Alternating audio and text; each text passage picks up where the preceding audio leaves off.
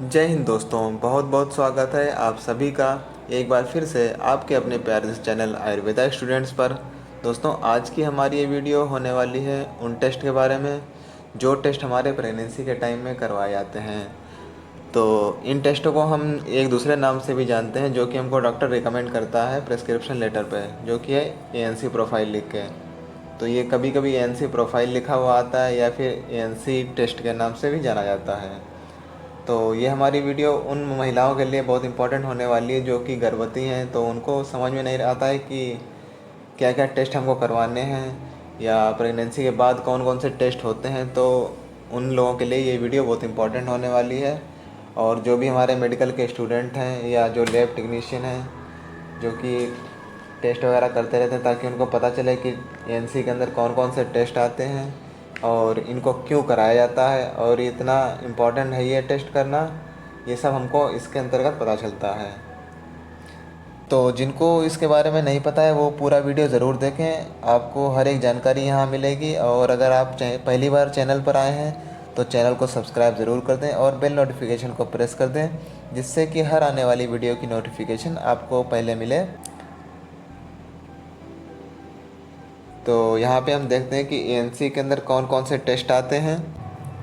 तो दोस्तों, ANC profile के अंदर सबसे पहले हमारा जो टेस्ट आता है वो है हमारा सीबीसी का टेस्ट, जिसको हम कंप्लीट ब्लड सेल के नाम से जानते हैं। तो इसके अंदर कई सारे टेस्ट होते हैं जो जिसमें से मेन है टीएलसी है, डीएलसी है या हीमोग्लोबिन है। तो ये सब चेक करते हैं। जैसे मान लीजिए अगर आपका हीमोग्लोबिन कम निकलता है उसमें, तो इसका सीधा मतलब ये है कि पेशेंट एनीमिक है, क्योंकि गर्भावस्था के टाइम में पेशेंट में मतलब जो शिशु होता है तो उसको पोषण मिलता है माता से। तो वो माता से पोषण लेता रहता है, तो उसमें जो है जो मदर होती है तो उसमें थोड़ा हीमोग्लोबिन डाउन होना चालू हो जाता है। तो उसको हम कई तरीके से पूरा कर सकते हैं। जैसे अगर हमको हीमोग्लोबिन कम दिख रहा है उसमें, तो हम उसको क्या कहता है जो पोषण है या उसका जो डाइट है उससे हम सही कर लेंगे, या फिर मल्टीविटामिन वगैरह दे सकते हैं। तो इस तरह से हम उसको बैलेंस कर सकते हैं। या अगर हम सीबीसी में देखते हैं कि हमारी डब्ल्यूबीसी की संख्या बढ़ी हुई है, तो इसका सीधा मतलब ये होता है कि हमारी बॉडी में कोई ना कोई इन्फेक्शन रन कर रहा है। तो उसको हम मेडिसिन वगैरह दे के जो है मैनेज कर लेते हैं। तो ये सीबीसी का टेस्ट 2-3 बार जो है डॉक्टर करवा सकता है पेशेंट की कंडीशन के हिसाब से। अब इसके बाद जो अगला टेस्ट होता है तो वो होता है ब्लड ग्रुप का टेस्ट। तो ये भी ब्लड से ही टेस्ट हो जाता है।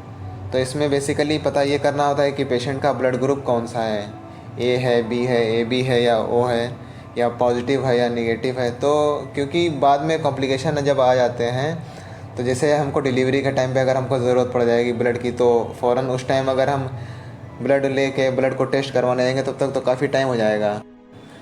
जैसे अगर हमें पहले से ब्लड ग्रुप पता होगा तो हम फ़ौरन ब्लड बैंक जाके इतना लंबा प्रोसीजर नहीं अपनाएंगे कि जो है पहले हम ब्लड ग्रुप पता करें फिर जो है ब्लड लेने जाएं।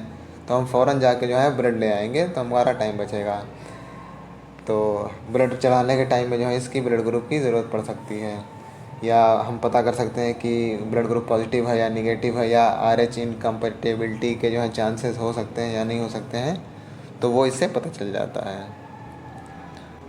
इसके बाद जो अगला टेस्ट है हमारा वो है VDRL का टेस्ट, जो कि सिफिलिस के जानकारी के लिए किया जाता है।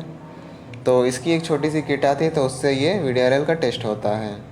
तो अगर हमें पता चल जाएगा कि सिफिलिस है तो उसको जो है ट्रीटमेंट करके कंट्रोल किया जा सकता है। अब आती है बात ब्लड शुगर की। तो जो अगला टेस्ट है ये ब्लड शुगर का है। तो इसमें 3 तरीके से ब्लड शुगर का टेस्ट होता है, एक फास्टिंग, PP और रैंडम ब्लड शुगर। ठीक है। तो अगर माता की डायबिटीज़ है या कुछ भी है तो उसको हम जो है मेडिसिन से कंट्रोल कर लेते हैं। अब इसके बाद कुछ सीरोलॉजिकल टेस्ट होते हैं, जैसे HIV है, HbSAg है या HCV है। तो ये कुछ टेस्ट होते हैं।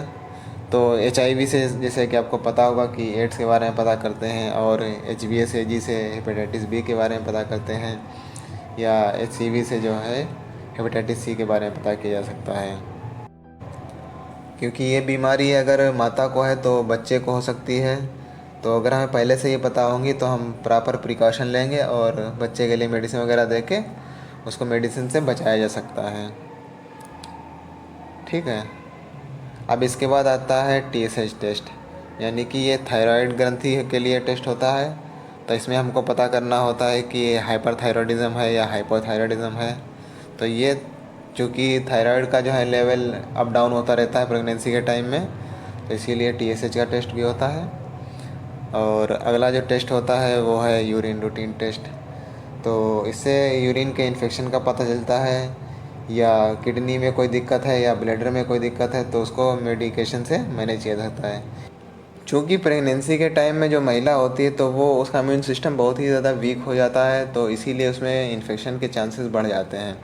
तो इसीलिए हम ये कुछ टेस्ट करवाते हैं। तो दोस्तों ये जितने टेस्ट थे तो वो ANC प्रोफाइल के अंदर मेनली ये आते हैं, और इसके अलावा अगर डॉक्टर रिकमेंड करता है या उसको अगर सही लगता है तो कुछ टेस्ट करवाता है, जैसे कि हमारा USG है। ठीक है, तो USG यानी कि अल्ट्रासोनोग्राफी, ये 4 तरीके से किया जाता है। तो सबसे पहला स्कैन होता है डेटिंग स्कैन, जो कि हमारा 6 to 8 वीक में किया जाता है। तो उसके कई फ़ायदे हैं। सबसे पहला फ़ायदा तो यही है कि हमारी डेट कंफर्म हो जाती है कि एस्टिमेटेड डेट ऑफ डिलीवरी कब है, यानी कि बच्चा कब पैदा होने वाला है। और दूसरा फ़ायदा ये है कि 6 to 7 वीक में जो है फेटल का हार्ट बीट आ जाती है, तो वो हमको इससे अल्ट्रासाउंड से पता चल जाती है। और तीसरी जो सबसे बड़ी और सबसे इम्पॉर्टेंट चीज़ ये है कि एक्टोपिक प्रेगनेंसी है या नहीं, वो इस अल्ट्रासाउंड से पता चल जाती है। क्योंकि एक्टोपिक प्रेगनेंसी का अगर हमको स्टार्टिंग में पता चल जाता है तो हमको जो है माता को और बच्चे को जो है कम से कम नुकसान होने से बचाया जा सकता है। और दूसरा स्कैन जो कराया जाता है, यानी कि जो दूसरा अल्ट्रासाउंड होता है, वो हमारा होता है 12th वीक में। ठीक है, तो इसको हम बोलते हैं NT स्कैन, यानी कि न्यूक्ल थिकनेस। तो इसमें हमारी जो है न्यूक्ल थिकनेस पता की जाती है। तो इसमें जो है पता चलता है कि किसी बच्चे में डाउन सिंड्रोम वगैरह तो नहीं है, या कोई भी एबनॉर्मेलिटी तो नहीं है, तो वो हमें इससे पता चलती है। ठीक है, अगला है हमारा एनोमेली स्कैन।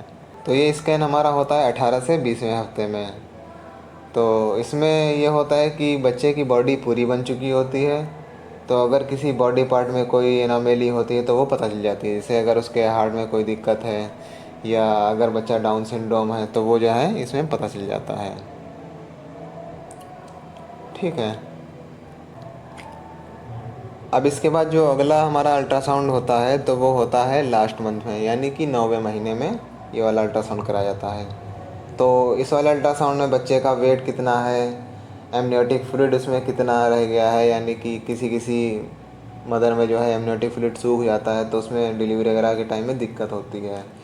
और जो प्लेसेंटा की पोजीशन है, यानी कि प्लेसेंटा ऐसा तो नहीं है कि बच्चेदानी के मुंह पे आ गया है जिससे कि डिलीवरी के टाइम में दिक्कत हो, और बच्चे की पोजीशन क्या है ये भी इससे पता चल जाता है कि बच्चा उल्टा है या सीधा है, तो ऐसा तो नहीं है। तो ये सब चीज़ें जो हैं हमारी USG से पता चल जाती हैं।